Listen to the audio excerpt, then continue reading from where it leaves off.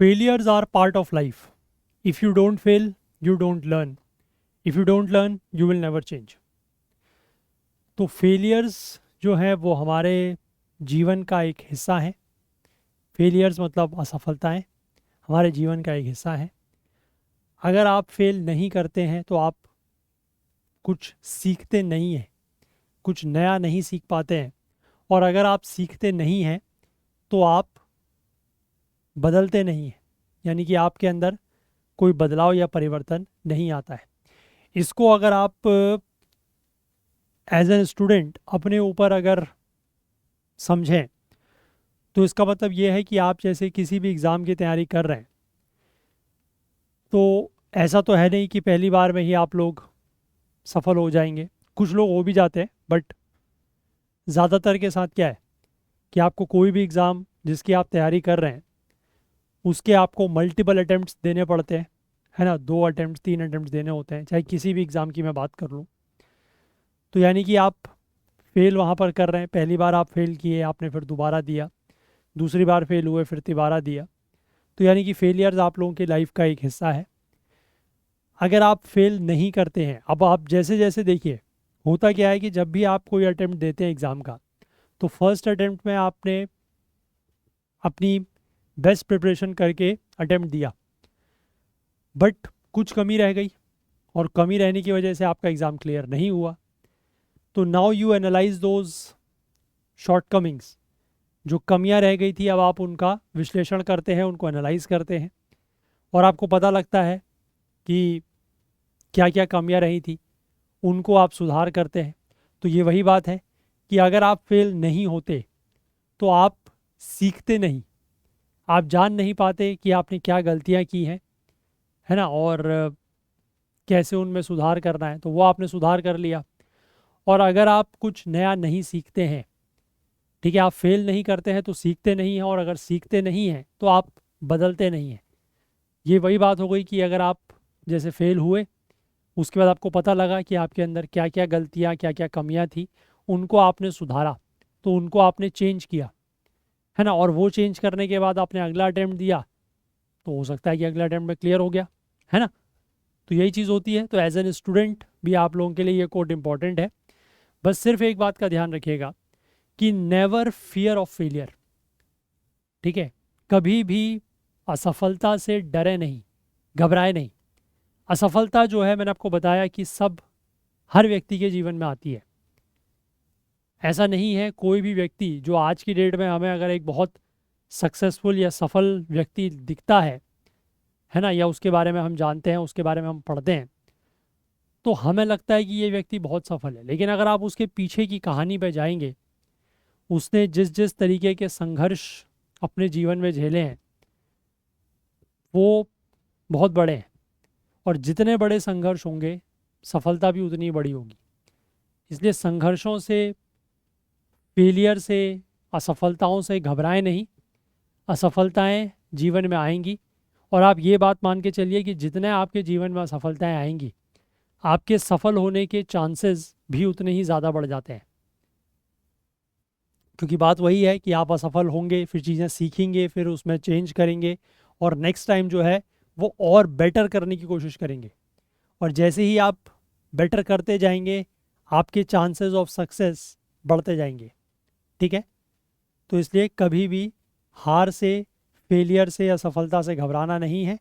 Just keep working hard, है ना. Hope रखें, भरोसा रखें, अपनी जो कमियां हैं, जो गलतियां हैं, उनको सुधारें और आगे बढ़ें. डेफिनेटली सफलता जो है वो आपको ज़रूर मिलेगी. तो hello everyone, welcome to Okul, India के सबसे अफोर्डेबल लर्निंग प्लेटफॉर्म में आप सभी लोगों का एक बार फिर से बहुत बहुत स्वागत है. 26 सितंबर 2024 थर्सडे यानी गुरुवार का दिन, और इंडियन एक्सप्रेस न्यूज़ एनालिसिस की आईना सीरीज़ लेकर मैं शांतनु सनवाल एक बार फिर से आपके सामने हाजिर हूँ. तो चलिए शुरू करते हैं. और न्यूज़पेपर पर चलने से पहले मैं आपको फिर से एक बार ये याद दिला दूँ, एक रिमाइंडर दे दूँ कि हमारा जो सी सेट की लाइव क्लासेस का बैच है 5 अक्टूबर से शुरू होने वाला है, और 28 सितंबर तक, यानी कि आज 26 हो चुकी है, तो 26, 27, 28 3 दिन अभी इसका एनरोलमेंट आप लोगों के लिए और ओपन है. आप लोग इसमें एनरोलमेंट कर सकते हैं. सीसेट के तीनों ही सेक्शंस एप्टीट्यूड, रीजनिंग और कॉम्प्रिहेंशन को यहाँ पर हम लोग डिटेल में कवर करेंगे। सिर्फ 999 में आप लोगों के लिए ये बैच अवेलेबल कराया गया है, और बाकी नीचे डिस्क्रिप्शन में एक लिंक दिया हुआ है, तो उसमें आप जाके इसकी जो अदर डिटेल्स हैं वो चेकआउट कर सकते हैं और वहाँ से एनरोल भी कर सकते हैं। और एक बात का ध्यान रखिएगा कि हो सकता है कि 28 तारीख के बाद इस बैच का जो एनरोलमेंट है वो आगे फर्दर ऑन ना हो, फर्दर ओपन ना हो, तो इसीलिए मैं आप लोगों से रिक्वेस्ट करूँगा कि जो भी लोग इंटरेस्टेड हैं वो इसमें 28 तारीख तक यानी कि परसों के दिन तक एनरोल कर लें, ठीक। और बाकी आप लोगों में से जो भी लोग इन सेशंस को यूट्यूब पर देखते हैं, जिनको भी कुछ ना कुछ हेल्प इन सेशन से मिल रही है, तो मैं आप लोगों से रिक्वेस्ट करना चाहूँगा कि प्लीज़ कुछ ना कुछ अमाउंट आप लोग कंट्रीब्यूट करने की कोशिश करें, सभी लोग कंट्रीब्यूट करने की कोशिश करें, सो दैट कि थोड़ा सा हमारी भी हेल्प होगी और ये सेशंस यूट्यूब पर इसी तरीके से आप लोगों के लिए ज़्यादा लंबे समय तक चलेंगे, तो आप लोगों को भी कहीं ना कहीं उसका बेनिफिट मिलेगा। तो सभी लोगों से मेरी रिक्वेस्ट है कि कुछ ना कुछ अमाउंट जो भी आपको ठीक लगे, जो आपके लिए कंफर्टेबल हो, वो आप कंट्रीब्यूट करने की कोशिश ज़रूर करें। चलिए अब हम लोग आज के न्यूज़पेपर पर चलते हैं और देखते हैं कौन कौन से आर्टिकल्स हैं जो हमें डिस्कस करने हैं। तो फ्रंट पेज पर तो ऐसा कोई बहुत खास आर्टिकल नहीं है। यहाँ पर एक आर्टिकल लिखा है कि इंडिया और China make progress on pending LAC issues in eastern Ladakh. ठीक है, कि भारत और चाइना के जो LAC, जो लाइन ऑफ एक्चुअल कंट्रोल को लेकर कुछ इश्यूज़ जो बचे हुए हैं ईस्टर्न लद्दाख के रीजन में, उसको लेकर यहाँ पर बातचीत चल रही है। और जो अप्रैल 2020 से पहले की जो स्थिति थी, उस स्थिति को वापस से रिस्टोर करने के लिए यहाँ पर काम हो रहा है। ठीक है, तो ये चीज़ें यहाँ पर चल रही हैं, ऐसा बताया गया है। बाकी एज सच यहाँ पर और कोई ख़ास खबर नहीं है। जम्मू कश्मीर में चुनाव चल रहे हैं, कल दूसरा फेज़ था। वोटर टर्नआउट्स 57% है। पहला फेज़ में आई थिंक 61% था। इस बार थोड़ा सा जो है वो डिप हुआ है, यानी कि गिरावट आई है। ठीक है, चलिए आगे बढ़ते हैं। और बीच के पेजेस में ऐसा कोई खास आर्टिकल नहीं है। एक आर्टिकल मैं आपको आइडियाज़ पेज से पढ़ने के लिए दूंगा आज, है ना, वो आप लोग पढ़िएगा। कल मैंने आप लोगों के साथ जो आर्टिकल कवर किया था, वो सी राजा मोहन वाला, टेक डिप्लोमेसी वाला, उसको लेकर आप में से कुछ लोगों ने अपने फीडबैक दिए हैं। और जितने भी फीडबैक आए हैं उनमें से ऑलमोस्ट सभी लोगों को वो जो तरीका था कि हमने समरी के फॉर्म में उसको कवर किया, फिर मैंने आपको वो आर्टिकल शेयर भी किया, तो वो तरीका ठीक लगा है ना लोगों को। तो इस तरीके के जो भी आर्टिकल्स होंगे, जो थोड़ा सा समझने वाले आर्टिकल्स होंगे, ठीक है, जिसमें डेटा होगा, उसको तो आप कट शॉर्ट नहीं कर सकते, लेकिन जो ऐसे आर्टिकल होंगे जो जिसमें बातों को समझाया गया होगा, ठीक है, जो मतलब एक्सप्लेनेशन वाले जो एडिटोरियल्स वगैरह होंगे, उनको हम लोग इसी तरीके से कवर करने की कोशिश करेंगे कि मैं समरी आपको कवर कराऊंगा और बाकी फिर आप लोगों को आर्टिकल शेयर करूंगा। तो आप लोग समरी को पढ़ने के बाद, समरी को जानने के, सुनने के बाद, एक बार अगर आप लोग उस आर्टिकल को पढ़ते हैं तो आपके लिए काफ़ी ईजी टू अंडरस्टैंड भी होगा और आप ये भी समझ सकते हैं कि किस किस तरीके के पॉइंट्स आपको वहाँ से नोट डाउन करने हैं। ठीक है, बाकी मैं आपको यहाँ पर एक आर्टिकल और दूंगा आज पढ़ने के लिए, that is the job lags and gaps. ठीक है, ये बेसिकली बात वही कर रहा है कि meeting future job requirement calls for substantial educational and skilling reforms, कि फ्यूचर में जो जॉब रिक्वायरमेंट्स को पूरा करने के लिए हमें एजुकेशनल और स्किल्स में रिफॉर्म्स करने की ज़रूरत है। तो वहाँ पर क्या क्या बातें लिखी गई हैं आप एक बार पढ़िएगा, है ना। और अच्छा आर्टिकल है, समझ में भी आ जाएगा और यहाँ से आप लोग पॉइंट्स भी नोट डाउन कर सकते हैं। इसके बाद हम लोग एक्सप्लेन पेज के 2 आर्टिकल्स का जिक्र करेंगे आज। 2 ईयर्स ऑफ प्रोजेक्ट चीता, प्रोजेक्ट चीता के 2 साल पूरे हो चुके हैं, तो इसकी क्या स्टेटस रिपोर्ट है और आगे का क्या रास्ता है वो हम लोग बात करेंगे। इसके बाद आसाम अकॉर्ड के क्लॉज 6 का जिक्र रहेगा, ये भी हम लोग देखेंगे। और तो 2 आर्टिकल ये हैं और एक आर्टिकल हमें जो इकोनॉमी वाला पेज है यहाँ से कवर करना है कि to push clean energy transition, India ने US led mineral security finance network जो है ये ज्वाइन कर लिया है। इंडिया इस नेटवर्क का ऑफिशियल हिस्सा बन चुका है। ठीक है, तो ये बेसिकली आज के हमारे 3 आर्टिकल रहेंगे जिनके ऊपर हम डिस्कस करेंगे और एक आर्टिकल मैं आपके साथ शेयर करूँगा, उसको आप लोग ज़रूर पढ़िएगा। ठीक है, चलिए तो एक एक करके इन आर्टिकल्स को देखना शुरू करते हैं।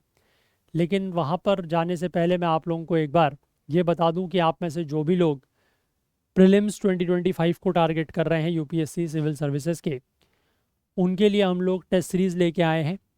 ठीक है, ये वाली टेस्ट सीरीज़ को मैं कहता हूँ all in one test series. All in one इसलिए क्योंकि इसमें जनरल स्टडीज़, करंट अफेयर्स, 16 महीने का करंट अफेयर्स और सी सेट, इन तीनों की ही टेस्ट आपको मिल जाएंगे इंग्लिश में, ओनली एट 849 रुपीज़। ठीक है, तो अगर आप लोग इसमें इंटरेस्टेड हैं तो एनरोल कर सकते हैं। इसके बाद अगर आप लोग सिर्फ जनरल स्टडीज़ और करंट अफेयर्स की टेस्ट सीरीज लेना चाहते हैं तो दैट इज़ अवेलेबल एट 699 में है। सिर्फ जनरल स्टडीज़ की लेना चाहते हैं इन सब्जेक्ट वाइज तो ओनली एट 449 है। अगर आप सिर्फ करंट अफेयर्स की लेना चाहते हैं तो दैट इज़ अवेलेबल एट 299, और अगर सिर्फ सी सेट की लेना चाहते हैं तो दैट इज़ अवेलेबल एट 249। ठीक है, तो इस तरीके के कुछ टेस्ट्स आप लोगों के लिए अवेलेबल हम लोगों ने कराए हैं, और इनमें से जिसमें भी आप इंटरेस्टेड हैं एनरोल कर सकते हैं।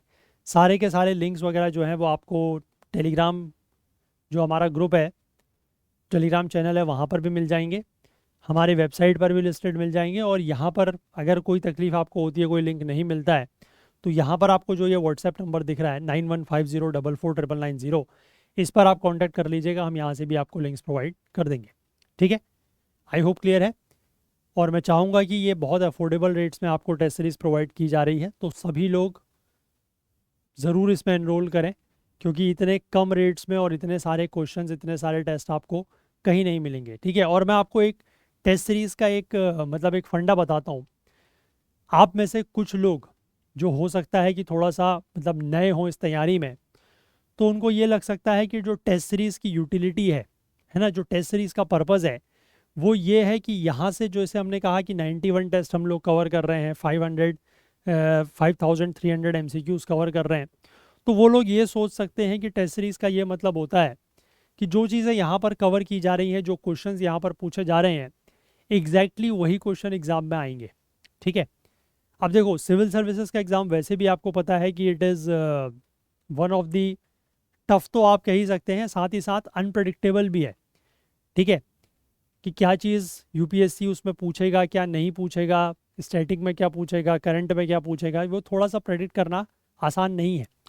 बट इन टेस्ट सीरीज़ को अटेम्प्ट करने से आपका ये फ़ायदा होता है, पहली चीज़ तो आप जैसे क्वेश्चंस अटेम्प्ट करते हैं, ठीक है, तो क्वेश्चंस अटेम्प्ट करने के साथ साथ आपका एक तो जो चीज़ आप पढ़ रहे हैं, ठीक है, जो चीज़ को आप पढ़ रहे हैं, चाहे वो स्टैटिक है चाहे करंट अफेयर्स है, वो रिवाइज होता है ना, थॉरोली रिवाइज होता है, पहला पॉइंट। दूसरा पॉइंट ये है कि जब आप क्वेश्चंस अटेम्प्ट करते हैं तो यू गेट एन आइडिया। ठीक है, आपको एक आइडिया मिलता है कि जो चीज़ आपने पढ़ी है उसमें किस तरीके के क्वेश्चंस पूछे जा सकते हैं। ठीक है, यू गेट एन आइडिया, आपको एक आइडिया मिलता है। तीसरी चीज़ ये है कि बाकी आप किस तरीके से क्वेश्चंस अटेम्प्ट कर रहे हैं, क्या आपका क्वेश्चंस अटेम्प्ट करने के टाइम पर थॉट प्रोसेस है ना, अगर आप कुछ तुकबंदी कर रहे हैं या वो एलिमिनेशन टेक्निक्स लगा रहे हैं तो वो किस तरीके से लगा पा रहे हैं, वो कितना काम कर रही हैं, तो ये सारी चीज़ें जो है वो टेस्ट सीरीज़ का एक पर्पज़ होता है। ठीक है, टेस्ट सीरीज़ का ये मतलब नहीं है कि जितने क्वेश्चंस यहाँ पर हम लोग कवर कर रहे हैं और एग्ज़ाम में 100 क्वेश्चंस आने हैं तो 50 क्वेश्चन एग्जैक्टली यहीं से आ जाएंगे। ठीक है, ऐसा नहीं होता। बहुत सारे कोचिंग इंस्टीट्यूट जो हैं वो क्लेम करते हैं कि 100, हमने टेस्ट सीरीज़ जो अपनी लॉन्च की थी, 100 क्वेश्चंस एग्ज़ाम में आए तो उसमें से 60 क्वेश्चन हमारे टेस्ट सीरीज़ से आए हैं, 70 क्वेश्चन हमारे टेस्ट सीरीज़ से आए हैं। वो एग्जैक्टली नहीं होते। वो ऐसा होता है कि क्वेश्चन में अगर कहीं एक टर्म आ गया, है ना, वो टर्म आ गया तो वो कह देंगे कि ये टर्म तो हमारे टेस्ट सीरीज़ में भी था, है ना, और ये इसलिए हम क्लेम करते हैं कि ये क्वेश्चन हमारी टेस्ट सीरीज़ से। ऐसा नहीं होता। ठीक है ना, क्लेम करने का मतलब ये है कि या तो एग्जैक्टली वो क्वेश्चन पूरा का पूरा आपके टेस्ट सीरीज से किसी तरीके से सॉल्व हो रहा हो, है ना, या क्वेश्चन के थ्रू या जो आपने आंसर एक्सप्लेनेशन दिए हैं उसके थ्रू सॉल्व हो रहा हो, तब तो आप उसको 100% क्लेम करेंगे। अदरवाइज 100% क्लेम आप ऐसे नहीं कर सकते, है ना। बट अगर आपको थोड़ा सा आइडिया है तो क्लेमिंग जो है वो इसी तरीके से की जाती है। और बच्चे जो हैं, जो स्टूडेंट्स हैं, खासकर जो नए बच्चे हैं, वो इसी ट्रैप में, इसी जाल में फंस जाते हैं कि आपने देखा कि अरे ये कोचिंग इंस्टीट्यूट वाला तो कह रहा है कि हमारे उसमें से 100 क्वेश्चन आए पेपर में, हमारे उसमें से 70 क्वेश्चन आए, तो इसकी टेस्ट सीरीज़ तो बहुत बढ़िया है, इसकी टेस्ट सीरीज़ ले लो, भले ही वो कितने ही हज़ार की दे रहा हो। ठीक है, ये होता है क्योंकि नए स्टूडेंट जो हैं, जो पहली बार तैयारी कर रहे हैं, उनको इन चीज़ों का आइडिया नहीं होता। उनको इस तरीके के जाल में, ट्रैप में फंसाना बड़ा आसान होता है। ठीक है, ये बात है मैं आपको बड़े खुले तौर पर और बड़े स्पष्ट तौर पर कह रहा हूँ। ठीक है, हम इस तरीके की क्लेमिंग फालतू की करते ही नहीं। अगर कुछ चीज़ एग्जैक्टली है तो है, नहीं है तो नहीं है। और मैंने वैसे भी आपको पर्पस या यूटिलिटी टेस्ट सीरीज़ की बता दी कि आपका एक तो रिवीजन होता है थॉरो, दूसरा आप चीज़ें देखते हैं, समझते हैं कि किस तरीके के क्वेश्चंस किस टॉपिक में से पूछे जा सकते हैं, है ना। और तीसरा वही पॉइंट है कि आप टेस्ट सीरीज अटेम्प्ट करते हैं तो आपको एक एग्ज़ाम वाली जो रियल एग्ज़ाम की जो फील होती है, आप जितने ज़्यादा टेस्ट अटेम्प्ट करेंगे उतना आप एग्ज़ाम देते समय कंफर्टेबल हो जाएंगे। क्योंकि फिर आपको लगेगा कि जब आप रियल एग्ज़ाम दे रहे हैं तो वहाँ पर भी आपको लगेगा कि it's just another test of your test series, क्योंकि सेम पैटर्न पर चीज़ें चल रही हैं, है ना, सेम तरीके से आप लोग अटेम्प्ट कर रहे हैं, तो आपको लगेगा कि जस्ट ये एक और टेस्ट सीरीज़ का ही टेस्ट आप दे रहे हैं। ठीक है, तो आप बहुत ज़्यादा कंफर्टेबल हो जाते हैं। तो ये सारी चीज़ें जो हैं वो एक टेस्ट सीरीज़ की पर्पस या यूटिलिटी है। तो मैं चाहूँगा कि ज़्यादा से ज़्यादा लोग इसमें एनरोल करें, और बहुत अफोर्डेबल रेट्स में हम आपको दे रहे हैं। इतने अफोर्डेबल रेट्स में या इतने कम रेट्स में आपको टेस्ट सीरीज़ कहीं भी नहीं मिलेगी। ठीक है, लास्ट ईयर के कंपैरिजन में हमने रेट्स को बहुत ज़्यादा बढ़ाया नहीं है। लास्ट ईयर हम लोग सिर्फ जीएस और करंट अफेयर्स कवर करते थे, तो वो भी हम आपको 699 में ही दे रहे हैं। इसमें हम लोगों ने सी सेट ऐड कर दिया है तो ये 849 की हो गई है। ठीक है, तो लिमिटेड स्टूडेंट्स के लिए ये ऑफ़र है। जैसे जैसे इसमें एनरोलमेंट बढ़ेंगे इसका प्राइस भी बढ़ सकता है। तो आप में से जो भी लोग इंटरेस्टेड हैं वो जल्द से जल्द एनरोल कर लें। ठीक है, चलिए अब हम लोग एक एक करके उन क्वेश्चंस को देखना शुरू करते, ये आर्टिकल्स को देखना शुरू करते हैं। तो सबसे पहले मैंने आपको बताया 2 ईयर्स ऑफ प्रोजेक्ट चीता। प्रोजेक्ट चीता के 2 साल के यहाँ पर बात होगी, स्टेटस रिपोर्ट और क्या इसका रोड अहेड है। तो प्रोजेक्ट चीता जिसमें आपको पता है कि जो अफ्रीकन सब स्पीशीज़ ऑफ बिग कैट, इनको भारत में लाया गया था और 17 सितंबर के दिन इसके 2 साल पूरे हो गए। ठीक है, 2022 में ये लाने का काम किया गया था। The ambitious project has 2 overarching objectives. अब ये जो प्रोजेक्ट था काफ़ी एम्बिशियस प्रोजेक्ट था, इसके 2 ऑब्जेक्टिव्स या 2 उद्देश्य थे, है ना, जिसके तहत ये प्रोजेक्ट किया गया था। पहला था to establish a stable breeding population of cheetahs in central India, क्योंकि चीताज जो हैं वो इंडिया में क्या हो चुके थे, एक्सटिंक्ट हो चुके थे, विलुप्त हो चुके थे, है ना। तो इसीलिए एक स्टेबल ब्रीडिंग पॉपुलेशन चीताज की बनाना सेंट्रल इंडिया में, मध्य भारत में, ये पहला ऑब्जेक्टिव था इसका।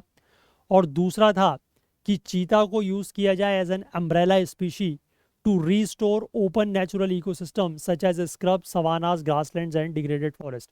अच्छा, अम्ब्रेला स्पीशीज़ का मतलब क्या होता है? अम्ब्रेला स्पीशीज़ का मतलब होता है कि ऐसे स्पीशीज़ या ऐसे प्रजाति किसी भी जानवर की अगर आप उसका कंजर्वेशन या संरक्षण करते हैं तो उससे जो बाकी जिस भी चीज़ों के ऊपर वो स्पीशीज़ डिपेंडेंट है वो भी क्या होगा, या उससे रिलेटेड जो भी चीज़ें हैं, जो भी इकोसिस्टम है, जो भी एनवायरनमेंट है, वो भी अपने आप कंजर्व होगा। ठीक है, उसके कंजर्वेशन में इस एनिमल के कंजर्वेशन की वजह से असर पड़ेगा। तो that is known as umbrella species. ठीक है, तो 2 यहाँ पर टारगेट थे या 2 यहाँ पर ऑब्जेक्टिव्स थे इस प्रोजेक्ट के। पहला तो मैंने आपको बता दिया कि सेंट्रल इंडिया या मध्य भारत में चीता की स्टेबल और ब्रीडिंग पॉपुलेशन को इस्टेब्लिश करना, और दूसरा ये था कि चीता को इस्तेमाल करना एज एन अम्ब्रेला स्पीशी ताकि ओपन नेचुरल इकोसिस्टम जैसे कि स्क्रब, सवानास, ग्रासलैंड और डिग्रेडेड फॉरेस्ट ये भी क्या हो सकें, ये भी रिस्टोर हो सकें। ठीक है, अब 2 साल के बाद इस प्रोजेक्ट में कोई बहुत ज़्यादा सफलता देखने को नहीं मिली। ठीक है, मार्जिनल सक्सेस रही है। कई सारे चैलेंजेस या चुनौतियाँ अभी भी हैं, और इस तरीके के सवाल भी हैं कि इसका लॉन्ग टर्म आउटलुक क्या होगा, कि लंबे समय तक अगर हम बात करें तो लंबे समय में, लॉन्ग टर्म में इस प्रोजेक्ट की स्थिति क्या रहेगी। अब देखो 24 चीताज जो हैं वो यहाँ पर सर्वाइव करते हैं। ये प्रोजेक्ट शुरू होता है जब मतलब चीताओं को लाने का काम किया गया था अफ्रीका से, तो इंटर कॉन्टिनेंटल ट्रांसलोकेशन होता है।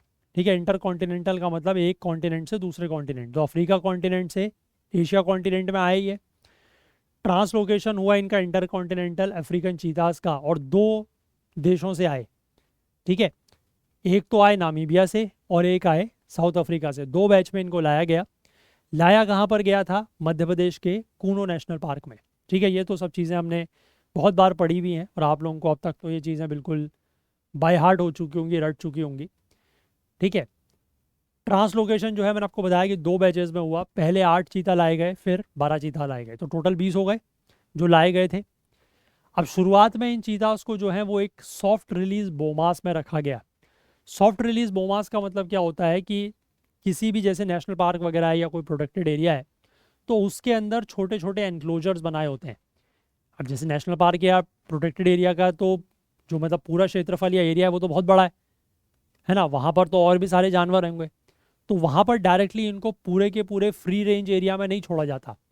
शुरुआत में इनको जो है वो स्मॉल इस तरीके के बोमास में रखा जाता है, स्मॉल एनक्लोजर्स में रखा जाता है, ताकि ये वहाँ के जो लोकल एनवायरनमेंट है उसके साथ अडॉप्ट कर लें। क्योंकि ये तो कहीं और से लाए गए हैं ना, तो यहाँ पर इनको अडेप्ट भी तो करना पड़ेगा यहाँ के लोकल एनवायरनमेंट से। तो इसके लिए इनको इसमें रखा जाता है। हालांकि ये कन्फाइंड एरिया जो है वो रफली लगभग 1 स्क्वायर किलोमीटर का होता है, और चीताज जो हैं वो अपने लाइव प्रे का शिकार अपने बोमास के अंदर ही करते हैं जब तक ये बोमास में रहते हैं।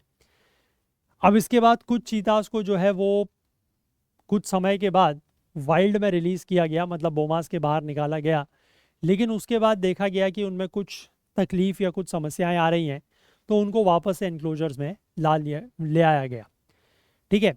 अब mating within the translocated cohort of cheetahs led to the birth of 17 cubs. अब इनमें से कुछ चीताज जो हैं वो मेल थे, कुछ फीमेल थे, तो उनके बीच में मीटिंग भी हुई। तो उसमें 17 कब्स, कुल मैंने आपको बताया कि 20 चीता आए थे, और 17 कब्स यानी कि 17 जो आप कह सकते हैं यंग वंस हैं, शावक जिसको कहते हैं, उनका यहाँ पर जन्म हुआ। अभी ये जो 20 ट्रांसलोकेटेड चीताज थे जिनको शुरू में लाया गया 8 और 12 के बैच में, उनमें से 8 की जो है वो डेथ हो जाती है ना, अलग अलग कारणों की वजह से। कुछ में तो ये होता है कि मेटिंग के दौरान आपस में लड़ाई झगड़ा होता है तो उस वजह से हो जाती है।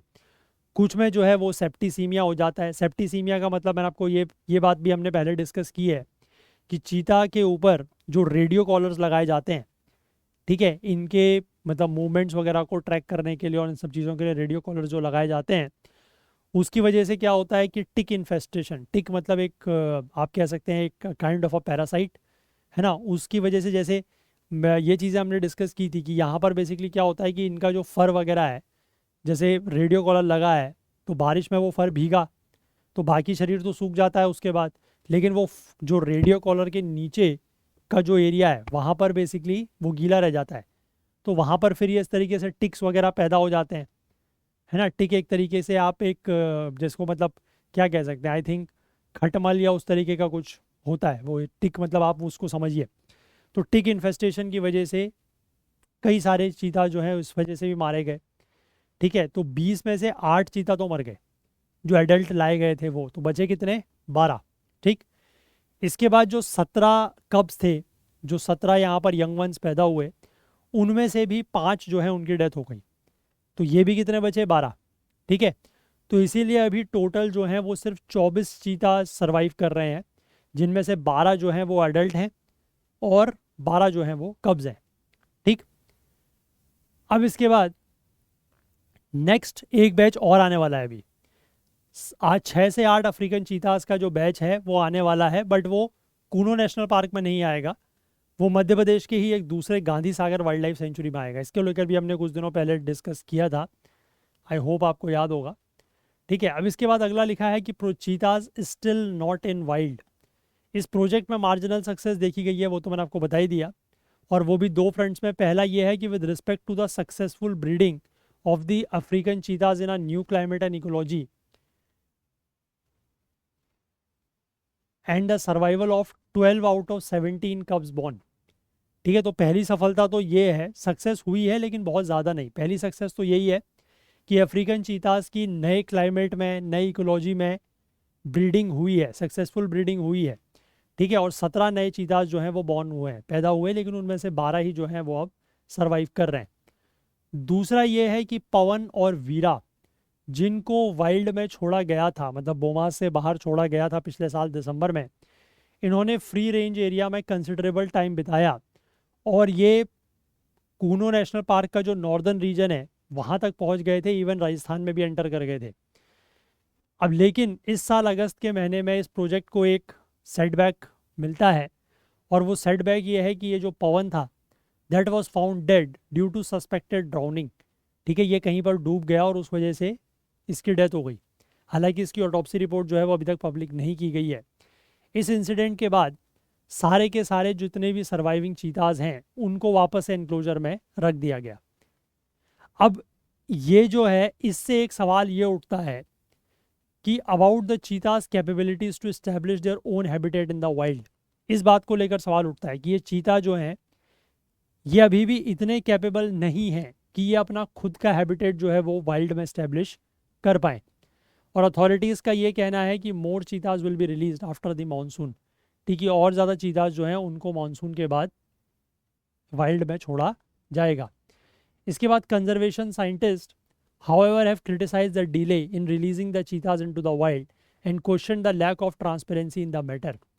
ठीक है, जो कंजर्वेशन साइंटिस्ट हैं उन्होंने इस बात को क्रिटिसाइज़ किया है कि चीतास को जो वाइल्ड में छोड़ने में इतनी ज़्यादा डिले या देरी हो रही है ना, इसके ऊपर सवाल उठाए हैं। और साथ ही साथ इस मामले में जो पारदर्शिता या ट्रांसपेरेंसी की कमी है उसको लेकर भी सवाल उठाए हैं।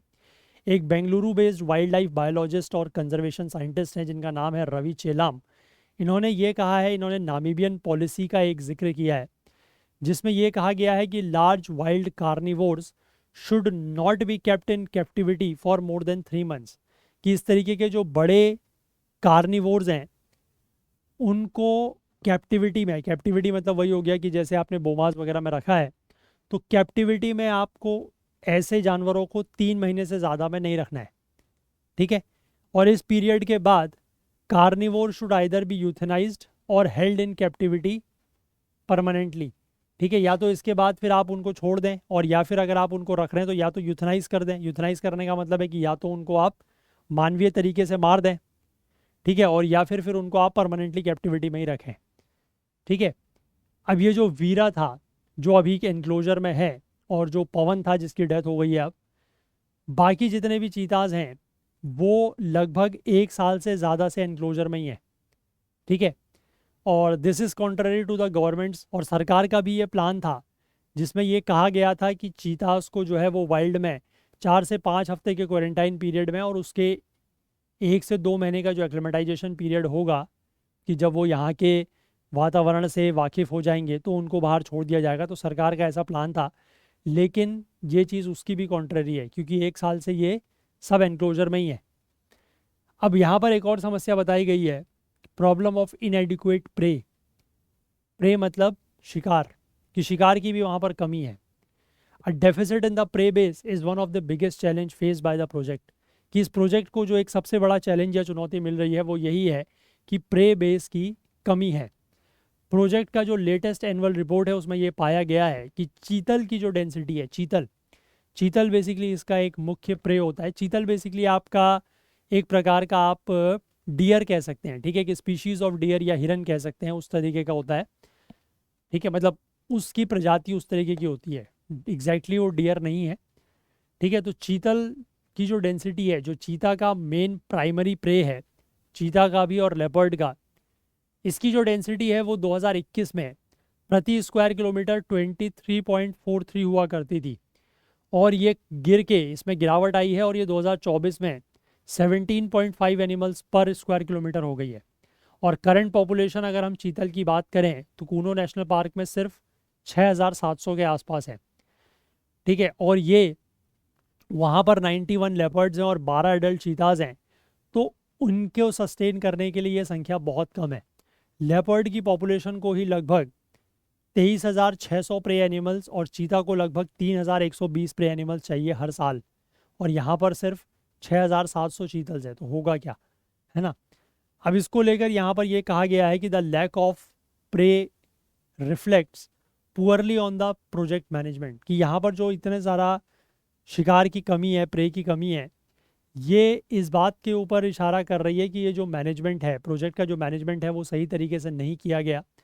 और 2022 में कूनो को स्पेसिफिकली इसीलिए चूज़ किया गया था इसकी प्रे डेंसिटी की वजह से, ठीक है। जिस समय कि कहाँ पर इनको रिलीज़ किया जाए, कौन से मतलब प्रोटेक्टेड एरिया में, तो कूनो को चूज़ करने के पीछे एक क्राइटेरिया ये भी था कि वहाँ पर जो प्रे बेस है, जो प्रे डेंसिटी है वो काफ़ी अच्छी है, बट ऐसा अब दिख नहीं रहा। इसके बाद आगे का क्या रास्ता है, द रोड अहेड। तो the experience from the project so far has shown that the free ranging चीताज often ventured far and wide, crossing state boundaries और एंटरिंग ह्यूमन हैबिटेट्स। तो इस प्रोजेक्ट के अनुभव से अभी तक ये पता लगा है कि कि जो फ्री रेंजिंग चीताज हैं, मतलब जिनको वाइल्ड में छोड़ा गया, वो बहुत दूर तक चले जाते हैं। ठीक है, स्टेट बाउंड्रीज को क्रॉस करते हैं। जैसे आपको बताया कि वो 2 थे, वो नॉर्दर्न साइड में जाके राजस्थान में एंटर कर गए। ठीक है, और ह्यूमन हैबिटेट्स में, मतलब जहाँ पर ह्यूमंस रहते हैं वहाँ तक पहुँच जाते हैं। तो this has brought the inter state landscape conservation plans under the spotlight. तो इसकी वजह से जो इंटर स्टेट यानी कि 2 राज्यों या 2 से ज़्यादा राज्यों के बीच का जो कंजर्वेशन प्लान्स है, उसके ऊपर फोकस आता है, वो अंडर द स्पॉटलाइट आता है। Authorities aim to conserve the inter state Kuno Gandhi Sagar landscape which include several forest patches outside sanctuaries, parks and tiger reserve spread over parts of Madhya Pradesh and Rajasthan. तो इसलिए अथॉरिटीज़ का ये एम है कि जो inter state Kuno Gandhi Sagar landscape है, ठीक है, जिसमें कई सारे एरियाज़ सेंचुरीज, टाइगर, जो नेशनल पार्क्स और टाइगर रिजर्व्स के बाहर हैं, है ना, जो राजस्थान और मध्य प्रदेश में फैले हुए हैं, उनको भी कंजर्व करना है। The step has been spelled out as the way forward to establish a population of 60 to 70 cheetahs in the region. और ये कहा गया है कि 60 से 70 चीताओं को की पॉपुलेशन को इस रीजन में इस्टेब्लिश करना है, तो उसके लिए आपको ये काम पहले करना पड़ेगा। However, this landscapes conservation would be a Herculean task, as it would involve restoring the habitats adequately and minimizing the risk to cheetahs before they can populate the space. लेकिन ये जो लैंडस्केप कंजर्वेशन की बात हम कर रहे हैं, ये एक बहुत बड़ा टास्क है, क्योंकि इसमें क्या होगा कि पहले तो हैबिटेट्स को रिस्टोर करना पड़ेगा और साथ ही साथ चीताज के लिए रिस्क कम करना पड़ेगा, तभी वो यहाँ पर और ज़्यादा पॉपुलेशन उनकी बढ़ सकती है। ठीक है, तो ये सारे के सारे यहाँ पर टास्क बताए गए हैं, और जो इश्यूज़ हैं या 2 साल में अभी तक इस प्रोजेक्ट की क्या स्थिति रही है, वो यहाँ पर बताई गई है। ठीक है, आई होप क्लियर है बात। चलिए,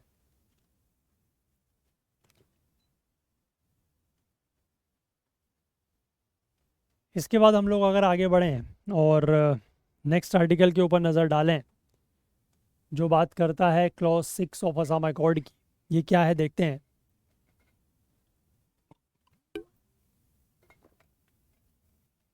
तो वो वाला आर्टिकल जो हमने डिस्कस किया, वो तो आप वाइल्ड लाइफ कंजर्वेशन में लेंगे, है ना, एनवायरनमेंट के अंतर्गत। अब ये यहाँ पर क्लॉज 6 ऑफ असम अकॉर्ड, इसका क्यों जिक्र हो रहा है, तो देखिए यहाँ पर क्या हुआ। वेडनेसडे यानी कल के दिन जो आसाम के मुख्यमंत्री हैं हेमंत बिस्व शर्मा, इनकी मीटिंग हुई है किसके साथ, जो आसू है, that is all Assam students union, इनके रिप्रेजेंटेटिव्स के साथ मीटिंग हुई है। और उसके बाद इन्होंने ये कहा है कि जो जस्टिस बिप्लव शर्मा कमेटी के 52 रिकमेंडेशंस हैं, ठीक है, regarding the clause 6 of the Assam accord, उसको क्या किया जाएगा, लागू किया जाएगा, ऐसा यहाँ पर इन्होंने कहा है, जिसके बारे में आसाम की सरकार ने इस महीने की शुरुआत में भी अनाउंसमेंट किया था। अब ये चीज़ जो है वो सेंटर ने एक कमेटी बनाई थी, एक हाई लेवल कमेटी बनाई थी आज से लगभग 4 साल पहले 2020 में, है ना। उसकी जो रिपोर्ट फाइनल हुई थी फरवरी 2020 में, तो उसके बाद ये चीज़ हो रही है। और उस कमेटी में टोटल जो है वो 67 रिकमेंडेशंस थे। ठीक है, तो उसमें से ये कहा जा रहा है कि 15 ऐसे रिकमेंडेशंस हैं जो अभी इम्प्लीमेंट नहीं किए जाएंगे, क्योंकि उनके लिए कॉन्स्टिट्यूशनल अमेंडमेंट्स करने की ज़रूरत है। ठीक है, तो सबसे पहले अगर हम बात समझें कि आसाम अकॉर्ड का क्लॉज 6 क्या है और बिप्लव शर्मा कमेटी की रिपोर्ट क्या कहती है, तो एक हिस्टोरिक आसाम अकॉर्ड है। ये बेसिकली मेमोरेंडम ऑफ सेटलमेंट था between the Rajiv Gandhi led union government and the leadership of Assam movement, primarily जो all India Assam all Assam students union था उसके बीच में। और उस समय राजीव गांधी की सरकार हुआ करती थी 1985 में, तो केंद्र सरकार के बीच में और इनके बीच में ये साइन किया गया था। अब ये अकॉर्ड जो है, इसकी वजह से 6 साल का जो एजिटेशन चल रहा था आसाम में against the entry of Bangladeshi migrants into the state, ये एजिटेशन जो है वो ख़त्म होता है। अब क्लॉज 6 क्या कहता है, देखो क्लॉज 6 ऑफ द अकॉर्ड ये कहता है कि that constitutional legislative and administrative safeguards as may be appropriate shall be provided to protect, preserve and promote the cultural, social, linguistic identity and heritage of the Assami people, कि आसामी लोगों के, ठीक है, cultural, social और linguistic identity और heritage को protect, preserve और promote करने के लिए कॉन्स्टिट्यूशनल, लेजिस्लेटिव और एडमिनिस्ट्रेटिव सेफगार्ड जो हैं वो प्रोवाइड किए जाएं। ठीक है, ऐसा यहाँ पर क्लॉज 6 में लिखा गया है। समझ गए बात, कि आसामी लोग जो हैं उनके सांस्कृतिक, उनके सामाजिक, उनके जो भाषा की पहचान है, उनकी जो हेरिटेज है, उसको प्रोटेक्ट, प्रिजर्व और प्रमोट करने के लिए जो भी सेफगार्ड्स प्रोवाइड करने हैं, चाहे वो कॉन्स्टिट्यूशनल लेवल पर हो, चाहे वो लेजिस्लेटिव लेवल पर हो, चाहे वो एडमिनिस्ट्रेटिव लेवल पर हो, ये प्रोवाइड किए जाएं। ऐसा जो है वो क्लॉज 6 में लिखा गया है। ठीक है, इस अकॉर्ड के। अब यहाँ पर देखो, जुलाई 2019 में यूनियन होम मिनिस्ट्री ने, केंद्रीय गृह मंत्रालय ने एक 14 सदस्यीय कमेटी बनाई, जिसको चेयर कर रहे थे, मतलब उस कमेटी के हेड थे आसाम हाई कोर्ट के रिटायर्ड जस्टिस बिप्लव कुमार शर्मा। ठीक है, इसमें कुछ और जजेस भी थे, रिटायर्ड ब्यूरोक्रेट्स थे, राइटर्स थे, ये जो ऑल आसाम स्टूडेंट्स यूनियन के लीडर्स थे, और कुछ जर्नलिस्ट भी थे। ये बेसिकली कमेटी इसलिए बनाई गई थी ताकि कि ये कुछ ऐसा रास्ता सुझा सकें, कुछ ऐसे वे सजेस्ट कर सकें कि कैसे इस क्लॉज को जो है वो इम्प्लीमेंट किया जाए, लागू किया जाए। ठीक है, और इस कमेटी के सामने जो मुख्य सवाल थे, सबसे पहला तो वही था कि जो क्लॉज 6 के अंतर्गत सेफगार्ड्स देने हैं वो आसामी लोगों को देने हैं। ठीक है, तो आसामी लोगों की डेफिनेशन क्या होगी, तो ये उनके सामने सबसे बड़ा सवाल था।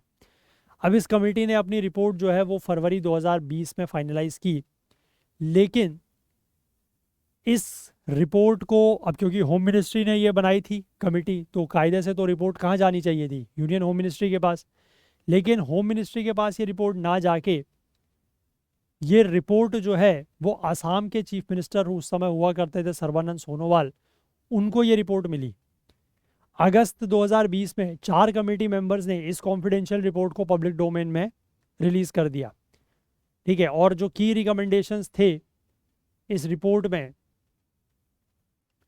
उसमें बेसिकली एक तो वही आसामी पीपल की डेफिनेशन थी, है ना, for the implementation of this clause 6, clause 6 को लागू करने के लिए आसामी पीपल क्या, कौन होंगे वो। उसमें ये कहा गया कि should include the indigenous tribals, जो वहाँ के इंडिजीनियस ट्राइबल्स हैं, other indigenous communities of Assam, Indian citizens residing in the territory of Assam on और बिफोर 1 जनवरी 1951, कि जो भी लोग आसाम में रह रहे हैं 1 जनवरी 1951 या उससे पहले, उनके डिसेंडेंट्स, मतलब उनके जो बाद के लोग हैं, उनकी जो पीढ़ियां हैं, और इंडिजीनियस आसामी पीपल। ठीक है, तो ये सारे लोग जो हैं वो आसामी पीपल की डेफिनेशन में आएंगे इस क्लॉज के लिए, है ना। तो इसके आधार पर कमेटी ने कई सारे रिकमेंडेशंस दिए for reservation of Asami people.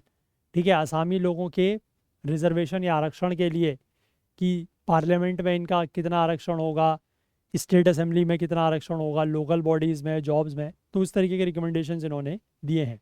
ठीक, अब इसके बाद what recommendations of the report will the Assam government implement.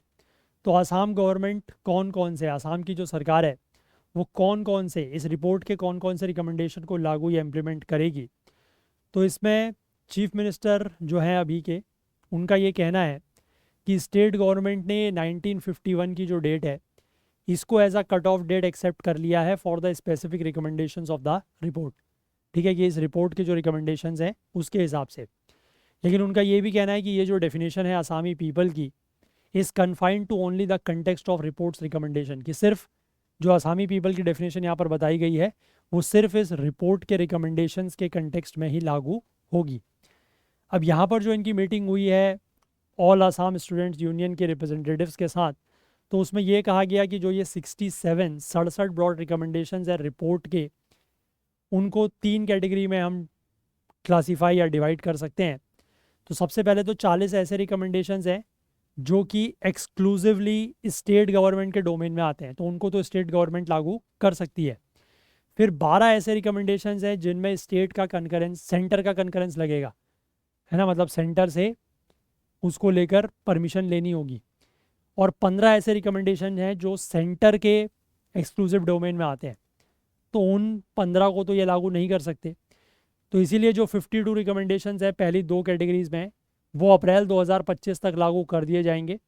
और उसके लिए क्या रोड मैप रहेगा वो ऑल असम स्टूडेंट यूनियन को इस साल के 25 अक्टूबर तक, यानी कि एक महीने के बाद सौंप दिया जाएगा, ऐसा यहाँ पर बोला है। अब ये जो 52 रिकमेंडेशंस हैं ये लार्जली डील करते हैं with safeguards on language, land and cultural heritage. ठीक है, इनको लेकर यहाँ पर बात है। और कुछ जो रिकमेंडेशंस हैं वो यहाँ पर दिए गए हैं, मुख्य मुख्य जो हैं। तो लैंड को लेकर ये है कि कुछ ऐसे रेवेन्यू सर्कल्स बनाने हैं जहाँ पर सिर्फ आसामी पीपल ज़मीन ले सकते हैं, है ना, लैंड पजेस कर सकते हैं। और transfer of such land in these areas, और ऐसे एरियाज़ में जो लैंड का ट्रांसफ़र होगा, ज़मीन का जो हस्तांतरण होगा, that are limited to them alone, मतलब वो सिर्फ आसामी पीपल के बीच में ही लैंड का ट्रांसफ़र हो सकता है। इसके बाद एक टाइम बाउंड 3 ईयर प्रोग्राम जो है वो लॉन्च करने की बात की गई है कि आसामी पीपल को लैंड टाइटल्स अलॉट किए जाएं who have occupied a certain piece of land for decades but are without possession of land documents.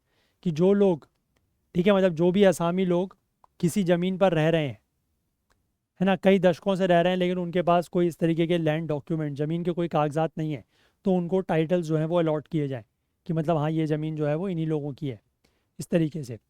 इसके बाद एक स्पेशल सर्वे करना है ऑफ 4 एरियाज़ बेसिकली जो ब्रह्मपुत्रा रिवर के अलॉन्ग जो रिवराइन रीजन्स हैं वहाँ पर।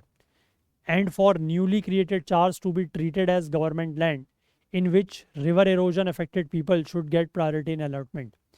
ठीक है, कि जो नए चार्ज हैं, मतलब जो रिवराइन रीजन्स है अलॉन्ग द ब्रह्मपुत्रा, ठीक है, वहाँ पर जो चार्ज हैं बेसिकली ऐसे एरियाज़, है ना, मतलब ऐसे एरियाज़ का सर्वे करना है और न्यूली क्रिएटेड चार को सरकारी ज़मीन मानना है। ठीक है, जहाँ पर रिवर के इरोजन की वजह से जो लोग प्रभावित हुए हैं उनको अलॉटमेंट में प्रायोरिटी दी जाए। तो ये लैंड को लेकर बात हो गई। इसके बाद लैंग्वेज को लेकर ये कहा गया है कि keeping Assamese as the official language throughout the state as per 1960 Assam official language act with provisions for use of local languages in the Barak valley hill districts and the Bodoland territorial autonomous district.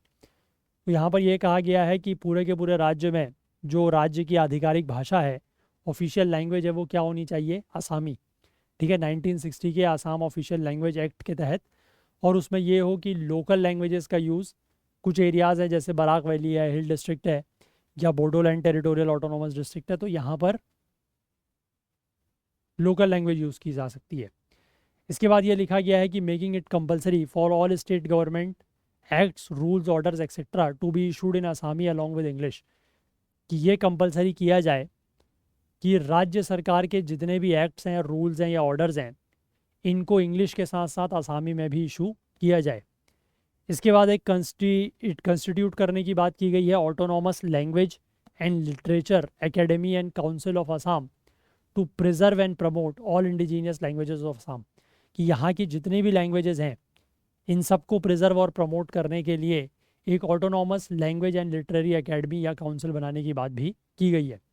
और इसके बाद ये कहा गया है कि जितने भी इंग्लिश मीडियम स्कूल्स हैं, चाहे वो स्टेट बोर्ड के हों या सीबीएसई के हों, उन सभी में आसामी को एक कंपलसरी सब्जेक्ट, ठीक है, एक कंपलसरी सब्जेक्ट बनाने की बात की गई है क्लास 8th या क्लास 10 तक। ठीक है, तो ये लैंग्वेज को लेकर बात हो गई। इसके बाद कल्चरल हेरिटेज की बात करें तो यहाँ पर यह लिखा गया है कि establishing an autonomous authority for the development of satras, जो नियो वैष्णवाइट मोनेस्ट्रीज़ हैं उनके डेवलपमेंट के लिए एक ऑटोनॉमस अथॉरिटी बनाने की बात की गई है, which will among other things provide financial assistance to them. ठीक है, बाकी चीज़ों के साथ साथ वो इनको क्या करेगी, फाइनेंशियल असिस्टेंस भी प्रोवाइड करेगी। कौन, ऑटोनॉमस अथॉरिटी किसको फाइनेंशियल असिस्टेंस प्रोवाइड करेगी, जो सतराज हैं उनको। इसके बाद creating multipurpose cultural complexes in each district to uplift the cultural heritage of all ethnic groups. कि जितने भी एथनिक ग्रुप्स हैं उनके कल्चरल हेरिटेज को अपलिफ्ट करने के लिए हर ज़िले में कल्चरल कॉम्प्लेक्सेस जो हैं, मल्टीपर्पज़ कल्चरल कॉम्प्लेक्सेस बनाए जाएं। अब चीफ मिनिस्टर का यहाँ पर यह कहना है कि ऑटोनॉमस काउंसिल ऑफ आसाम के जो सिक्स्थ शेड्यूल एरियाज़ हैं जैसे कि Bodoland territorial council, north Cachar hills autonomous council और कार्बी आंगलोंग ऑटोनॉमस काउंसिल्स, वो डिसाइड करेंगे कि इन 52 रिकमेंडेशंस को इम्प्लीमेंट करना है या नहीं करना है। क्योंकि हमारे संविधान का जो सिक्स्थ शेड्यूल या छठी अनुसूची है वो ऑटोनॉमस ट्राइबल काउंसिल्स को in the state of Assam, Meghalaya, Tripura and Mizoram कुछ लेजिस्लेटिव और जुडिशल ऑटोनॉमी देती है कि वो चाहें तो इस चीज़ों को अप्लाई मतलब इम्प्लीमेंट करें या ना करें। अब कौन कौन से ऐसे रिकमेंडेशंस हैं जिनको असम की सरकार ने छोड़ दिया है, जो 15 रिकमेंडेशंस की बात की गई है, तो कुछ ऐसे सेंसिटिव मोस्ट सेंसिटिव रिकमेंडेशंस हैं जो इन 52 पॉइंट्स में नहीं है। तो आसाम कांग्रेस के प्रेसिडेंट भूपेन बोरा का ये कहना है कि वो जो रिकमेंडेशंस छोड़े गए हैं वो एक तरीके से कमेटी की रिपोर्ट के सोल थे। अब उसमें सबसे पहला तो यहाँ पर ये है कि introduction of inner line permit for entry into Assam, है ना। जैसे इनर लाइन परमिट किसी भी राज्य में एंटर करने के लिए, जैसे नागालैंड, अरुणाचल, मणिपुर, मिजोरम में, तो इस तरीके का इनर लाइन परमिट यहाँ पर भी होना चाहिए। As well as numerous reservations for Assamese people, ठीक है, कि आसामी लोगों के लिए रिजर्वेशंस की जो बात है, तो आसामी पीपल के लिए 80 से 100% रिजर्वेशन, ठीक है, आसाम की जो सीट है पार्लियामेंट में उसमें, और सेम प्रपोर्शन में स्टेट की असेंबली या लोकल बॉडीज़ में 80 से 100% रिजर्वेशन आसाम की गवर्नमेंट जॉब्स में, कि वहाँ पर सिर्फ और सिर्फ आसाम के जो लोग हैं वही शामिल हो सकते हैं। 70 से 100% reservation in vacancies arising in undertakings run in partnership between the Assam government and private companies, जो आसाम की सरकार और प्राइवेट कंपनीज के बीच में अंडरटेकिंग्स हैं उनमें 70 से 100% reservation in vacancies. And there was also a recommendation for the creation of upper house. Assam में एक लेजिस्लेटिव काउंसिल बनाने को लेकर, विधान परिषद बनाने को लेकर भी रिकमेंडेशन था, और जो कि पूरी तरीके से सिर्फ और सिर्फ आसामी लोगों के लिए रिजर्व होगी। तो इस तरीके के कुछ रिकमेंडेशंस उस और हैं जो रिपोर्ट है उसमें, जिनको लेकर मतलब जिनको लेकर राज्य सरकार इम्प्लीमेंटेशन नहीं करेगी, ठीक है। तो ये यहाँ पर बताया गया है। आई होप आप समझ गए।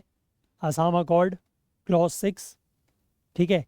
थोड़ा सा यहाँ से इम्पोर्टेंट आप लोगों के लिए जो बनता है वो आप पॉलिटी में जो आपका शेड्यूल 6 है, ठीक है, शेड्यूल 6 को लेकर थोड़ा सा चीज़ें ज़रूर पढ़िएगा, क्योंकि रिलेटेड क्वेश्चन यहाँ से बन सकता है, क्योंकि ये तो करंट है ना। तो करंट अफेयर्स का कंटेक्स्ट अगर स्टैटिक पोर्शन से लिंक किया गया तो वहाँ से भी क्वेश्चन बन सकता है, ठीक है।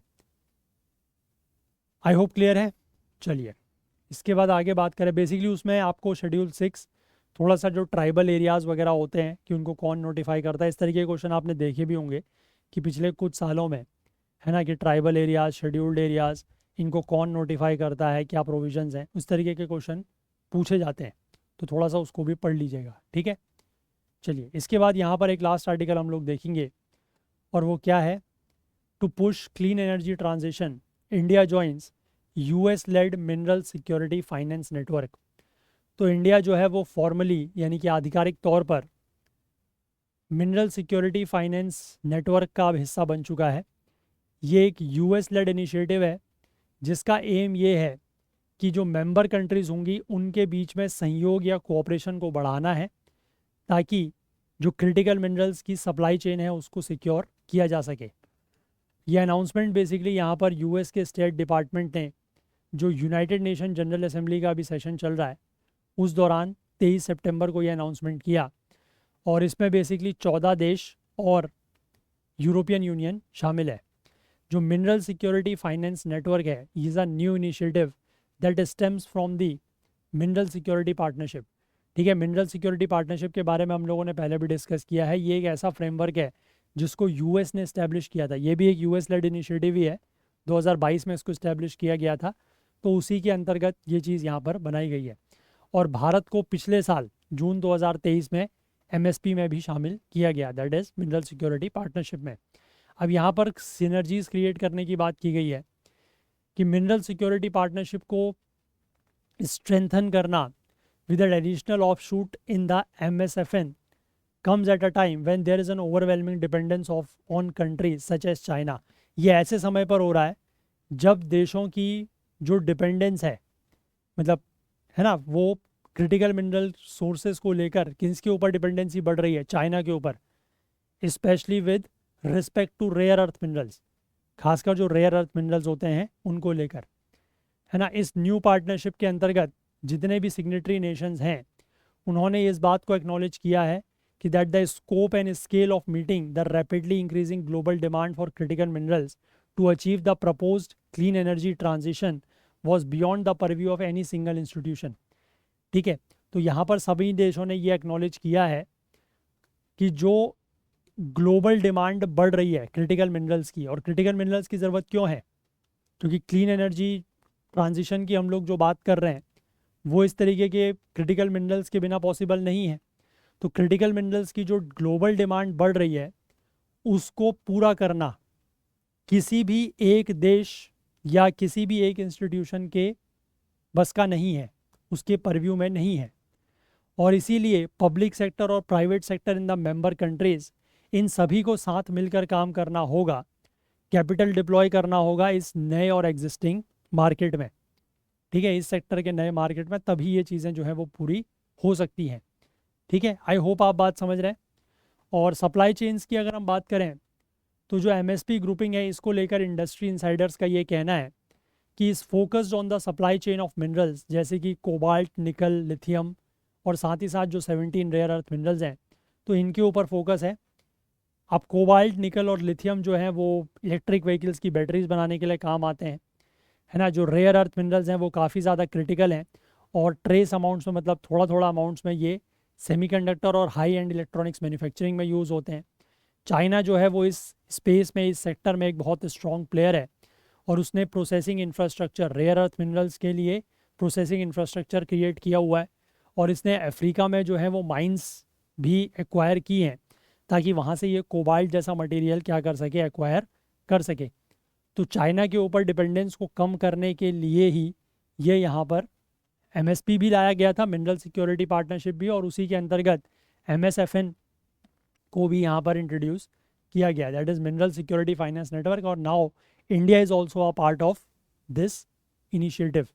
ठीक है, तो ये वाला जैसे पॉइंट है ना, अब इस पॉइंट को लेकर जैसे मैं आपको बताता हूँ कि अब आपको लगेगा कि ये न्यूज़ या ये आर्टिकल क्या काम आएगा। देखो, डायरेक्टली क्वेश्चन अगर पूछा गया तो एमएसएफएन को लेकर क्वेश्चन आपसे प्रीलिम्स में पूछा जा सकता है, पहली बात। ठीक है, कि consider the following statements regarding mineral security finance network. 2-3 statement दे दिए कि ये बेसिकली इनिशिएटिव जो है ये एक तरीके से इट इज़ लिंक्ड टू और it is related to your mineral security partnership. India is इसका मेंबर है, कौन कौन से देश हैं जो इसके मेंबर हैं, ठीक है, इसका पर्पस क्या है, इस तरीके को लेकर 2-3 स्टेटमेंट, 3-4 स्टेटमेंट दी जा सकती हैं, वहाँ से क्वेश्चन बन सकता है। दूसरा, इसका इस्तेमाल आप लोग मेंस में कर सकते हैं। जैसे मैंने आपको बताया था, मैंने आपको कल भी ये बताया था कि मेंस में एक क्वेश्चन आया था, ठीक है, कि चाइना के ऊपर डिपेंडेंसी को कम करने को लेकर क्या क्या एफर्ट्स किए जा रहे हैं यूएस या वेस्टर्न कंट्रीज़ के द्वारा। तो वहाँ पर भी आप इसको यूज़ कर सकते हैं। आपका सिर्फ एक पॉइंट बनेगा हालांकि वहाँ पर, बट अगर आप उस एक पॉइंट को लिखते हैं तो it will give a very good impression on the examiner, क्योंकि उसको ये समझ में आएगा कि आपने चीज़ें पढ़ी हैं and you have a good idea. ठीक है, आप करंट अफेयर्स को भी अच्छे से लिंक करके चल रहे हो, है ना। वहाँ पर आप एक पॉइंट इसको भी यूज़ कर सकते हो कि एमएसएफएन जो है वो भी इसीलिए एक इनिशिएटिव लाया गया है ताकि जो देशों की डिपेंडेंसी खासकर क्रिटिकल मिनरल्स को लेकर चाइना के ऊपर बढ़ रही है उस ओवर डिपेंडेंसी को कम करने के लिए, ठीक है ना। वो एक पॉइंट बनेगा आपका बेसिकली मेंस में अगर आप लिखेंगे तो, और प्रीलिम्स में अगर कोई क्वेश्चन आता है तो वो 3-4 स्टेटमेंट के फॉर्म में आपको उठा के दे सकता है, वहाँ से आप सॉल्व कर सकते हैं। ठीक है, तो इस तरीके के आर्टिकल्स का इस्तेमाल ऐसे करना है। आई होप क्लियर है बात। मेंस में भी यूज़ होगा, प्रीलिम्स में भी यूज़ होगा। अब वो डिपेंड करता है कि आप अपने नोट्स में उसको किस तरीके से इंक्लूड करते हैं सो दैट कि आप चीज़ें समझ पाएँ। ठीक है, आप इसको शॉर्ट में अपने नोट्स में अगर लिख लेंगे तो आपको समझ में भी आ जाएगा, समझ में तो खैर वैसे आ गया होगा, बट अगर आप उसको शॉर्ट में लिख लेंगे तो आपको मेंस में भी काम आएगा, प्रीलिम्स में भी काम आएगा। ठीक है ना। चलिए, तो यही आर्टिकल्स थे जो आज हमें डिस्कस करने थे, तो इसलिए सेशन को हम लोग इतना ही रखते हैं। और जाने से पहले मैं आप लोगों को एक बार फिर से ये बता दूं कि अगर आप लोग प्रीलिम्स 2025 की तैयारी कर रहे हैं तो इस टेस्ट सीरीज़ में आप लोग ज़रूर एनरोल करें, है ना। काफ़ी ज़्यादा फ़ायदा आपको होने की उम्मीद है, ऐसा मुझे लगता है। लास्ट ईयर भी हम लोगों ने जो टेस्ट सीरीज़ लॉन्च की थी उससे काफ़ी सारे स्टूडेंट्स को काफ़ी सारी हेल्प हुई थी, है ना। तो मैं चाहूँगा कि इस बार भी आप लोग एनरोल करें और आप लोगों की अच्छी प्रैक्टिस हो जाएगी। अभी तो बहुत समय भी है, अक्टूबर जस्ट शुरू होने वाला है। तो अक्टूबर से लेकर मई तक की अगर हम बात करें तो आप लोगों के पास अराउंड 8 महीने का समय है। तो आप इन टेस्ट को अभी से अगर परचेज़ करते हैं, अभी से अगर टेस्ट सीरीज़ धीमे धीमे जो भी चीज़ें आप पढ़ते जा रहे हैं topic wise subject wise attempt करते चलें, फिर इन टेस्ट के जो भी आंसर्स हैं एक्सप्लेनेशंस हैं उनको बीच बीच में पढ़ते रहें, रिवाइज करते रहें, तो इस तरीके से धीमे धीमे आप आगे अपनी जो जर्नी है उसमें आगे बढ़ते जाएंगे। ठीक है, तो मैं चाहूँगा कि आप इसमें एनरोल कर लें। और जिसमें भी आप चाहें, अगर ऑल इन वन में करना चाहते हैं, जीएस करंट अफेयर्स सी सेट तीनों ही हैं, उसमें कर सकते हैं, या फिर जीएस करंट अफेयर्स में कर सकते हैं, या फिर सिर्फ जीएस, सिर्फ करंट अफेयर्स या सिर्फ सी सेट, जिसमें भी आप चाहें उसमें एनरोल कर सकते हैं। ठीक है, चलिए। और बाकी आप में से जो लोग आईना सीरीज़ के मंथली कंपाइल्ड पीडीएफ लेना चाहते हैं उनके लिए ये सारे ऑप्शंस या विकल्प जो हैं वो अवेलेबल हैं। और वो ऑप्शंस ये हैं कि ₹2 पर डे से कम में, यानी कि मंथली आपको ओनली एट ₹59 में हम प्रोवाइड कर रहे हैं। इस तरीके के जून जुलाई अगस्त के आ चुके हैं, जिसमें भी आप इंटरेस्टेड हो वो एनरोल कर लें। या फिर अगर आप 16 महीने की पीडीएफ लेना चाहते हैं तो मतलब एक बार एनरोल करें और आपको हर महीने पीडीएफ मिलती रहे, तो ₹680 में है। 12 महीने की लेना चाहते हैं तो 510 में है। ये बेसिकली अगले साल के आप अगर मेंस एग्ज़ाम के ऊपर फोकस कर रहे हैं, क्योंकि सितंबर तक आपको मिल रहा है 2025 का, तो ये काफ़ी ज़्यादा हेल्पफुल है। इसी तरीके से अगर आप अगले साल के प्रीलिम्स एग्ज़ाम के ऊपर फोकस कर रहे हैं तो ये वाला बेटर है। ठीक है, इसी तरीके से अगर आप 8 महीने की लेना चाहते हैं तो 345 में है। और जून टू सितंबर आपके लिए सिर्फ 4 महीने की ओनली एट 175 में है। ठीक है, तो इस तरीके की 4 महीने की फिर अगले महीने से फिर आएगी, है ना। तो ये सारे आपके पास फ़िलहाल ऑप्शंस अवेलेबल हैं, जिसमें भी आप चाहें एनरोल कर सकते हैं। ठीक है, बाकी आप हमारे ऐप को प्ले स्टोर से ज़रूर डाउनलोड करें। और अगर आपने किसी भी वीडियो कोर्स में हमारे एनरोल किया हुआ है, इंक्लूडिंग दी आईना सीरीज़ कोर्सेज़ या बाकी किसी भी सब्जेक्ट के कोर्स में, तो उससे आप वीडियोस को डाउनलोड कर सकते हैं विद इन दी ऐप और ऑफलाइन भी देख सकते हैं। बाकी हमारा आईना सीरीज़ के जो मंथली कोर्सेज़ हैं या 3 मंथ 6 मंथ्स के कोर्सेज़ हैं, फुल कोर्सेज़, आप चाहें तो इनमें डेफिनेटली एनरोल करें। ठीक है, और ये सारे के सारे लिंक और जितने भी हैं हमारे कोर्स के पीडीएफ नोट्स के, ये सब आपको हमारे वेबसाइट और ऐप पर मिल जाते हैं। तो इसके लिए आपको ऐप और वेबसाइट में जाना होगा, वहाँ से लिंक मिल जाएंगे। अदरवाइज़ अगर कोई लिंक आपको नहीं मिलता है तो देयर इज़ एन ऑप्शन, यहाँ पर एक नंबर दिया गया है व्हाट्सएप का, इस पर आप कांटेक्ट कर लें तो we will provide you the link. ठीक है, चलिए। बाकी सी सेट का कोर्स शुरू होने वाला है बहुत जल्द। 5 अक्टूबर से हम लोग 5 अक्टूबर के दिन हम लोग मिलेंगे, ओरिएंटेशन क्लास होगी। और बाकी फिर 7 तारीख से रेगुलर क्लासेस इसमें चलेंगी। तो इसमें से जो भी लोग आप में से एनरोल करना चाहते हैं, अभी भी एनरोलमेंट ओपन है 28 तारीख तक, आज को मिला के 3 दिन है। ओनली 899 आपको ये बैच प्रोवाइड कराया जा रहा है। तीनों सेक्शन हम लोग कवर करेंगे सी सेट के। तो आप में से जो भी लोग इंटरेस्टेड हैं वो जल्द से जल्द एनरोल कर लें, क्योंकि हो सकता है कि इसके बाद ये एनरोलमेंट दोबारा ओपन ना हो। ठीक है, देयर इज़ अ चांस। और आप में से जो भी लोग इन सेशंस को यूट्यूब पर देखते हैं, आपको हेल्प होती है, तो प्लीज़ मैं चाहूँगा कि कुछ ना कुछ कंट्रीब्यूट आप लोग डेफिनेटली करें, सो दैट कि थोड़ा सा मदद हमारी भी होगी और आप लोगों को भी इसका फ़ायदा मिलेगा कि सेशंस यूट्यूब पर लंबे समय तक चल पाएंगे। ठीक है, चलिए।